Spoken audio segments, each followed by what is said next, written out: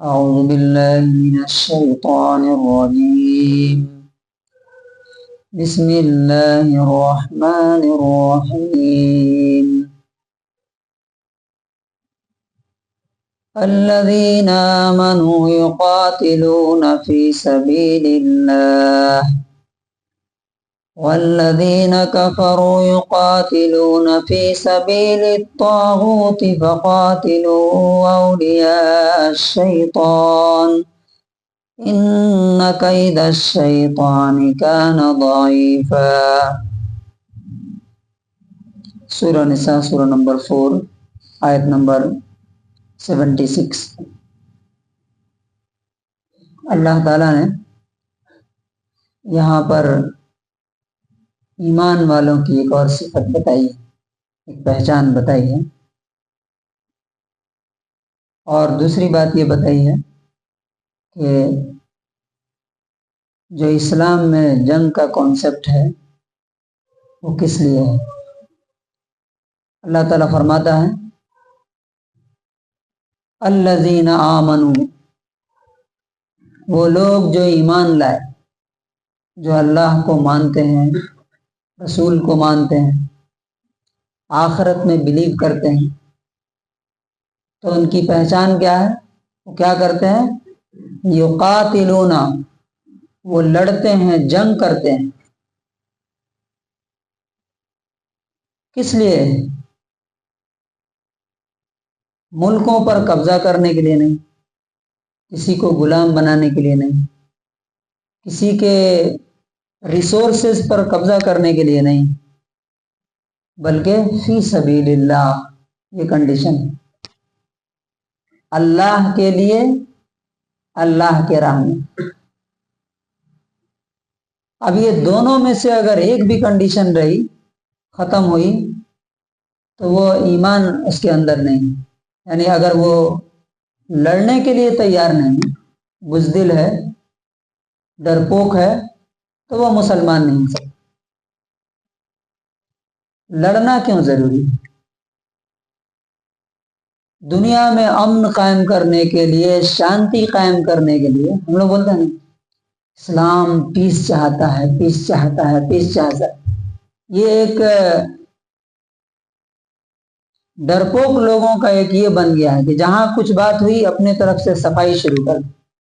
آپ دیکھیے کہ جب تک مسلمان لڑتے رہے پوری دنیا میں ان کا ڈنکا بجتا رہا. اور آج کیا حالات ہے؟ ہر جگہ پٹ رہے ہیں، مارے جا رہے ہیں. اور کہتے ہیں کہ امریکہ جب سے وجود میں آیا، جب سے پیدا ہوا، تب سے آج تک مسلسل جنگ لڑ رہا ہے. ہر جگہ ہتھیاروں کی سپلائی وہ کرتا ہے، ویپنس وہ بناتا ہے. جتنے ماس ڈسٹرکشن کے ہتھیار ہیں، ویپنس ہیں، سب کون بناتا ہے؟ امریکہ بناتا ہے. اور وہ آج سپر پاور ہے کیونکہ وہ لڑ رہا ہے. اچھا آپ دیکھیے، پہلی بات جو ہے کہ نبی صلی اللہ علیہ وسلم اور صحابہ کو لڑنے کی ضرورت کیا تھی؟ کیوں لڑے؟ وہ انہی کے سامنے سب سے پہلے یہ آیتیں اتری. سمپل سی بات ہوئی تھی کہ بھائی ہم اللہ تعالیٰ کو مانتے ہیں، ہم یہ بت پرستی، شرک اور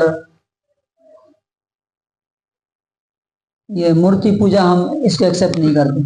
نتیجہ کیا ہوا؟ پرسیکیوشن شروع ہوا، فزیکل، وربل، مار پیٹ، لڑائی. اور وہاں سے جب ایک حد سے آگے گزر گیا تو اللہ تعالیٰ نے کیا بولا؟ اذن للذین یقاتلون بانہم ظلموا. خود انہوں نے شروع نہیں کیا. اب یہ آیتیں پڑھ کے لوگ کیا سمجھتے ہیں؟ اسلام خود اکساتا ہے. نہیں، شروعات کہاں سے ہوئی؟ اللہ تعالیٰ کہتا ہے اذن للذین یقاتلون. اللہ تعالیٰ ان لوگوں کو اجازت اور پرمیشن دیتا ہے جن سے جنگ کی جا رہی ہے، یعنی جنگ ان پر تھوپا گیا ہے. وہ جنگ شروع نہیں کی انہوں نے. اب آپ دیکھیے کہ صحابہ کرام کے اندر جب یہ بات سامنے آ گئی کہ لڑنا ہے اور اللہ کے لیے لڑنا ہے، تو کس قدر شوق تھا جہاد کا. اور نبی صلی اللہ علیہ وسلم کے اندر بخاری کی حدیث ہے نبی صلی اللہ علیہ وسلم فرماتے ہیں 7227 نمبر حدیث ہے 7227. نبی صلی اللہ علیہ وسلم کہتے ہیں والذی نفسی بیدہ، اس اللہ کی قسم جس کے ہاتھ میں میری جان ہے، لوددت، میں یہ چاہتا ہوں، میری یہ تمنا اور ڈیزائر ہے، انی اقاتل فی سبیل اللہ، کہ میں اللہ کے لیے جنگ کروں، ثم اقتل، پھر میں مارا جاؤں، شہید ہو جاؤں، ثم احیا، پھر میں زندہ کیا جاؤں، ثم اقتل، پھر میں مارا جاؤں. 3 بار آپ نے یہ الفاظ کہے، یعنی 3 بار میں زندہ کیا جاؤں، مارا جاؤں، زندہ کیا جاؤں، مارا جاؤں. یہ کیوں؟ اس لیے کہ شہید کے بارے میں آپ کو معلوم ہے. اور ایک حدیث میں یہ بھی ہے کہ اگر کسی کے دل میں اس بات کی تمنا نہیں ہے کہ میں اللہ کے لیے جہاد کروں، جنگ کروں، تو وہ نفاق کی حالت میں مرے گا، وہ منافق بن کے مرے گا. حضرت عمرو ابن الجموح ایک صحابی ہیں، وہ لنگڑے تھے. تو جنگ احد میں ان کے بیٹوں نے کہا کہ آپ کو نہیں جانا. اللہ تعالیٰ نے بول دیا نا، لیس علی الاعمی حرج ولا علی الاعرج حرج، اندھوں کے لیے کوئی پابندی نہیں ہے، لنگڑوں کے لیے کوئی پابندی نہیں ہے. تو اللہ نے آپ کو خود کیا کر دیا، چھوٹ دے دی، تو آپ کیوں جائیں گے؟ نہیں جانا ہم کو. اب دیکھیے ان کا شوق، نبی صلی اللہ علیہ وسلم کے پاس آئے اور آ کر کے کہتے ہیں کہ اللہ کے رسول، اگر میں اسی لنگڑے پن کے ساتھ اللہ کی راہ میں جہاد کروں اور شہید ہو جاؤں تو کیا میں جنت میں جاؤں گا؟ تو کہا کہ ہاں بالکل. تو وہ اسی کنڈیشن میں انہوں نے کہا کہ میرے بچے مجھے روک رہے ہیں، آپ ان کو منع کیجیے. تو نبی صلی اللہ علیہ وسلم نے ان کے بیٹوں کو بلا کر کے کہا کہ جب یہ خود جانا چاہتے ہیں تو تم کیوں روک رہے، جانے دو اسے. اور گئے اور اسی لنگڑے پن کے ساتھ انہوں نے جہاد کیا اور شہید ہو گئے. نبی صلی اللہ علیہ وسلم نے کہا کہ میں دیکھ رہا ہوں کہ یہ اپنے لنگڑے پن کے ساتھ جنت میں چل رہا ہے.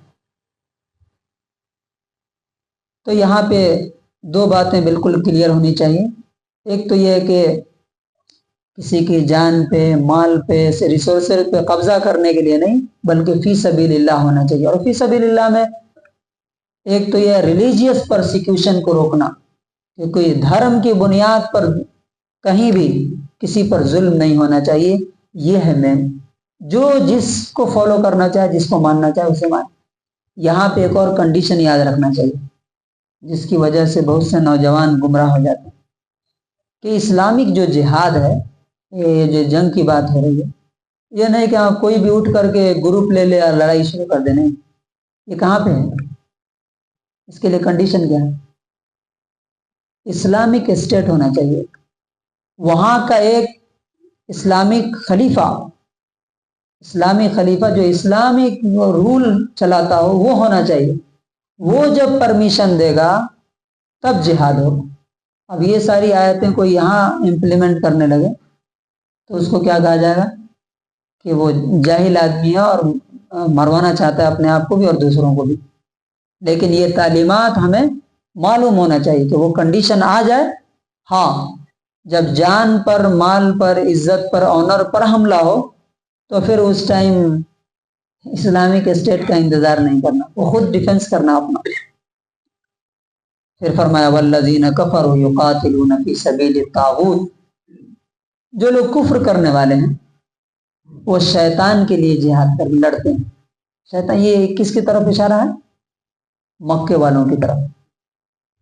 کیونکہ ان کو کیا لگ رہا تھا کہ یہ جو نئی طاقت ابھر رہی ہے، نیا پاور جو ابھر رہا ہے مدینے سے، یہ مکے کو کیا کر دے گا، ہمارا پاور، ہمارا شہرت سب ختم ہو جائے گی. اس لیے وہ لڑ رہے تھے.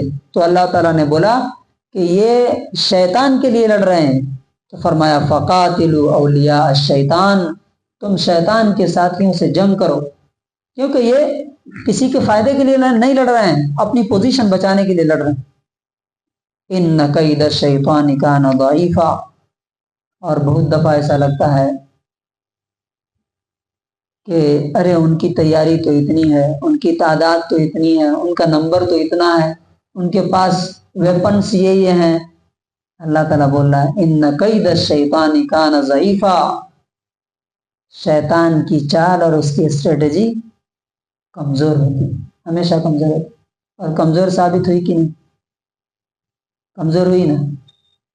اب ایک آخری بات آپ کو بتاتا ہوں، پہلے اس کا انگلش ٹرانسلیشن سن لیتے ہیں۔ Those who believe fight in the cause of Allah, and those who disbelieve fight in the cause of Taghut. So fight against the fellows of Satan. Indeed, Satan's strategy is always weak. جنگ کو روکنے کے لیے جنگ کرنا ضروری، یہ جو لڑنے کی بات آتی ہے نا قرآن میں، امن اور شانتی قائم کرنے کے لیے لڑائی ضروری ہے۔ کیسے؟ اب دیکھیے، مکہ اور مدینہ کے اسٹیٹ مسلمانوں کے پاس تھے۔ جب تک مسلمان کمزور تھے یہ لوگ کیا کرتے تھے؟ مکے میں بھی ظلم کرتے تھے، اتیاچار کرتے تھے، اور مدینہ چلے گئے تو وہاں بھی جا کے مارتے تھے۔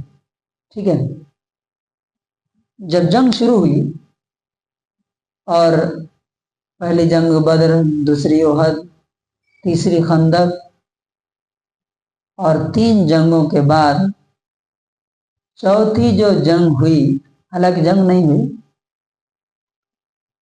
نبی صلی اللہ علیہ وسلم جب 10,000 فوج لے کر کے مکے میں آئے، داخل ہوئے، اور مکہ کیا ہوا؟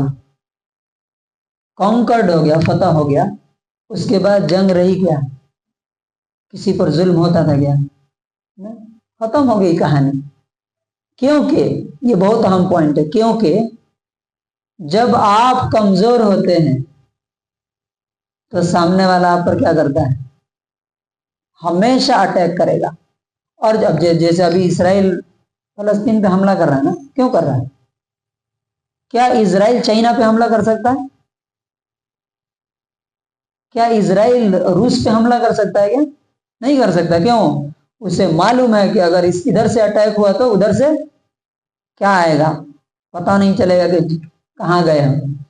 تو اسی لیے اللہ تبارک و تعالیٰ نے کہا کہ جنگ کو ختم کرنے کے لیے، امن اور شانتی کو ختم کرنے کے لیے ایسے ایلیمنٹس کو ختم کر دینا ہے جو ریلیجن کے بیس پر، ریس کے بیس پر، نسل کی بنیاد پر، علاقے کی بنیاد پر کسی کو ماریں، کسی پر ظلم کریں، کسی کو اتیاچار کریں۔ بس یہ کانسیپٹ ہے اسلام میں، اپنی ذات کے لیے، اپنے فائدے کے لیے۔ تو اللہ تعالیٰ سے دعا ہے کہ اللہ تعالیٰ یہ چیزیں ہمیں خود بھی سمجھنے کی توفیق نصیب فرمائیں، اور نان مسلمس کے اندر جو اس کے بارے میں غلط فہمیاں پھیلائی جا رہی ہیں، پھیلائی گئی ہیں، اور آج بھی مس انڈرسٹینڈنگ پھیلائی جا رہی ہے، ان کے سامنے اسلام کا صحیح کانسیپٹ آف وار رکھنے اور ان کا ذہن کلیئر کرنے کی ہمیں اللہ تعالیٰ توفیق نصیب فرمائے۔